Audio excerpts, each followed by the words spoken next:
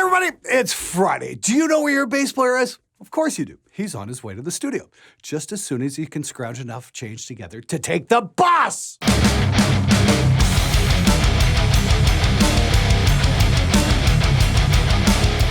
Hey everybody, welcome back to another amazing episode of SMG Viewers Comments. This is the show where I try and answer your questions to the absolute best of my abilities. This is episode number 225. You guys seem to dig it, so I'm gonna keep making them. Anyway, let's get right to it. Glenn, I have 3 empty 4x12 cabs. What do you load each cab with to get different kick-ass tones? Vintage 30s, I'm sure. What else? Thanks and fuck you. Dude, that's amazing you asked. You know, the Celestion Vintage 30 has kind of been the gold standard for metal tone for like, I don't know, maybe the last 15 to 20 years. Before that, it was the GT75 in the 80s. Personally, I'm not a huge fan of the GT75s. And this is something you don't see discussed a lot, which is kind of weird in my opinion, is that the easiest way to change your guitar sound is to not change out your head, but to change your speaker types, because that's what's actually creating the acoustic movement and is what your ears are hearing. All of that stuff before it is just a complex filter, but once you get to that speaker, that's what's critical. That being said, one brand of speakers that I'm really getting into is Warehouse guitar speakers. And these are made in America, and they're kind of becoming my favorite alternative to Celestians.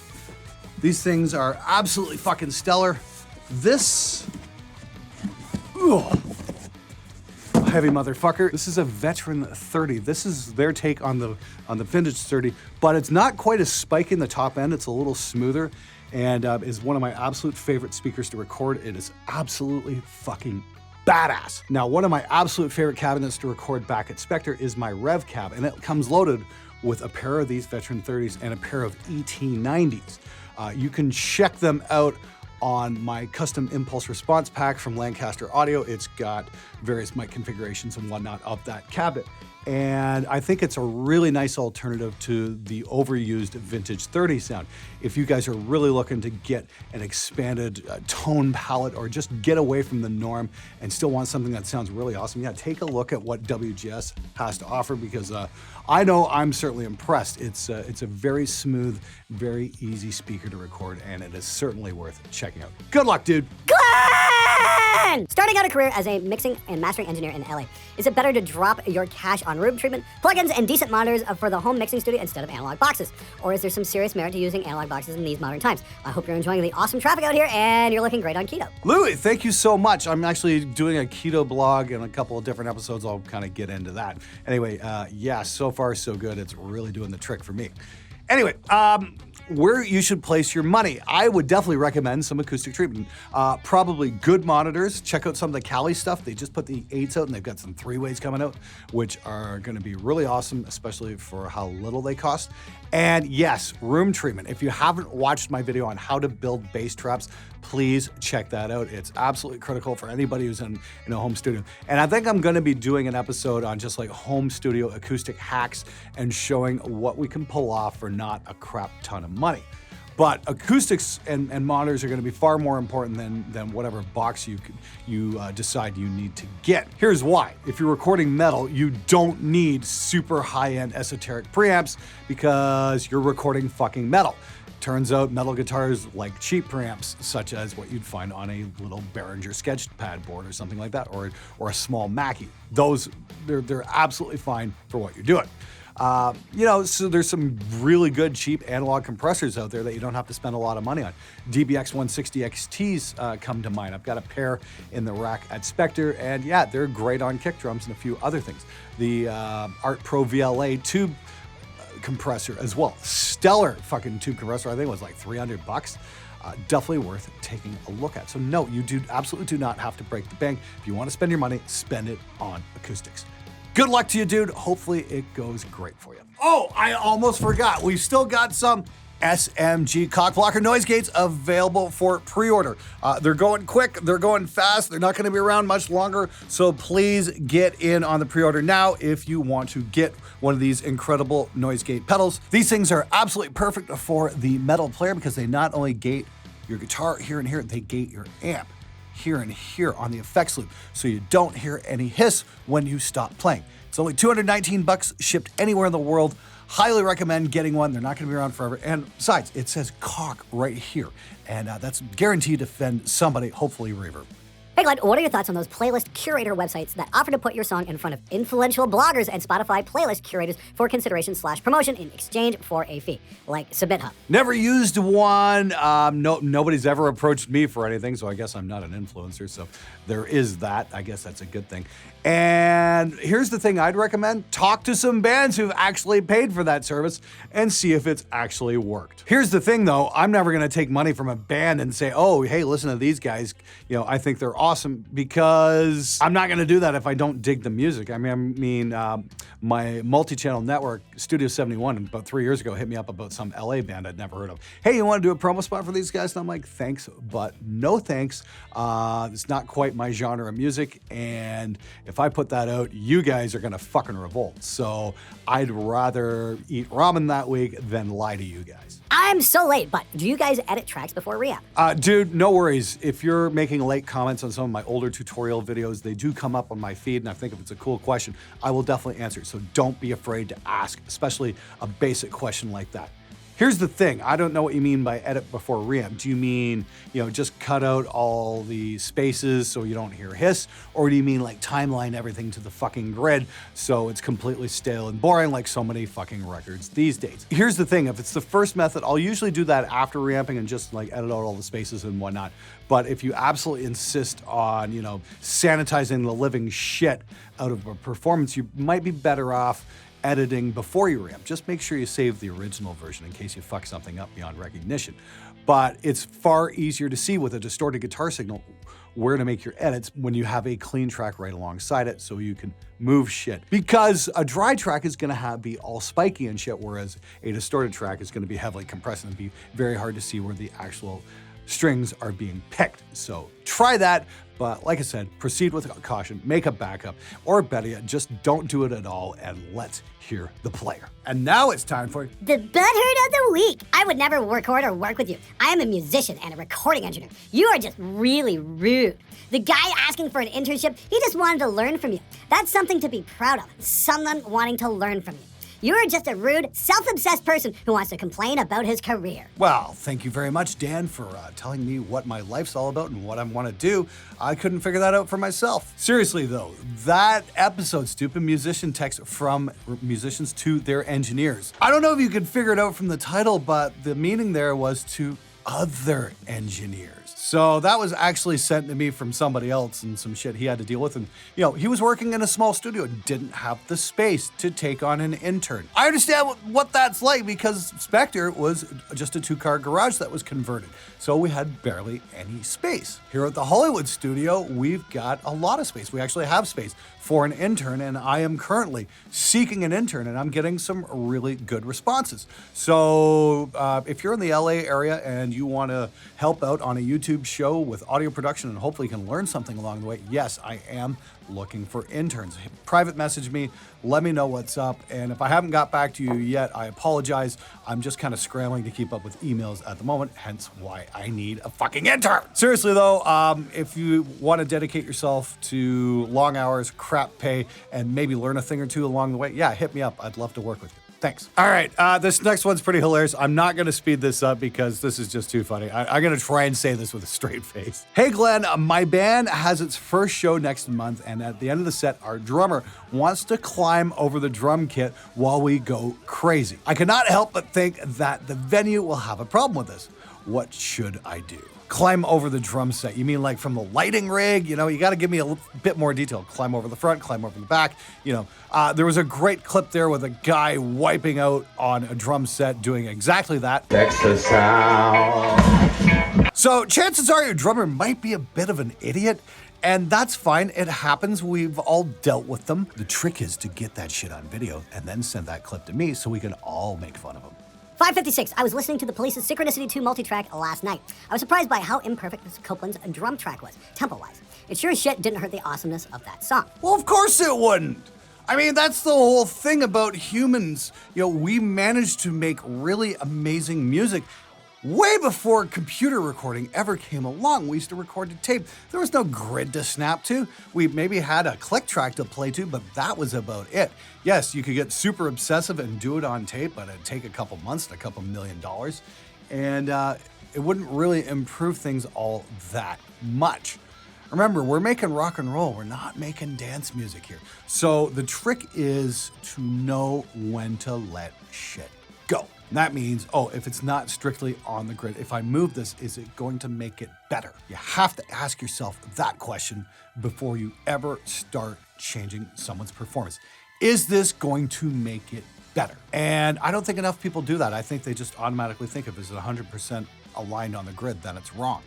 Well, no, it's not wrong. This is why paint by numbers isn't considered art, and we're turning music into paint by numbers, except it's, as Brian Posehn said, metal by numbers. Hi Glenn, do you have a tip if I'm starting with a home studio for mixing and mastering? How do we find more clients and stuff? Well, I would recommend you do what I do and just do your first couple projects for free and see if there's any interest.